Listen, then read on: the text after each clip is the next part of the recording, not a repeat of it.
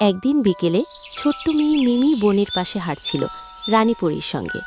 চারদিকে রোদ ঝলমলে, গাছের পাতায় আলো ছায়া খেলছে, আর বাতাসে ফুলের ঘ্রাণ ভাসছে। হঠাৎ মিমি থেমে গেল। সে শুনতে পেল এক মৃদু কান্নার শব্দ। ঝোপের পাশে বসে আছে একটি ছোট্ট নীল পরী, চোখে জল, মুখটা ভয়ে কুঁচকে আছে। মিমি ধীরে ধীরে কাছে গিয়ে কোমলভাবে জিজ্ঞেস করল, তুমি কাঁদছ কেন?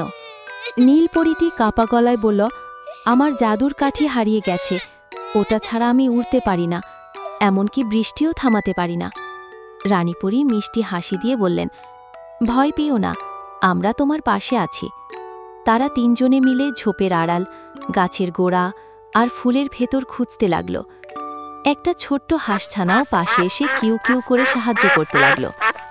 অবশেষে মিমির চোখে পড়ে কাঠিটি একটি লতার নিচে আটকে ছিল। হালকা নীল আলো জ্বলছিল তার চারপাশে। নীলা কাঠিটি হাতে পেয়েই আনন্দে উড়ে এসে মিমিকে জড়িয়ে ধরল। চোখে জল, মুখে হাসি নিয়ে বলল, তোমরা আমার জীবন বাঁচালে।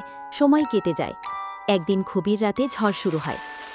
বাইরে গাছগুলো দুলছে, জানালায় ধাক্কা মারছে বাতাস।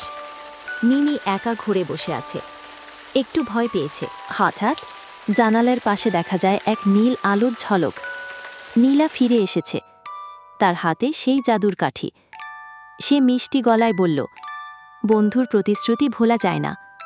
সে তার কাঠি ঘুরিয়ে এক ইশারায় মিমির ঘরের চারপাশে এক রংধনু আলোয় মোড়া নিরাপদ ঢাল তৈরি করে দেয়।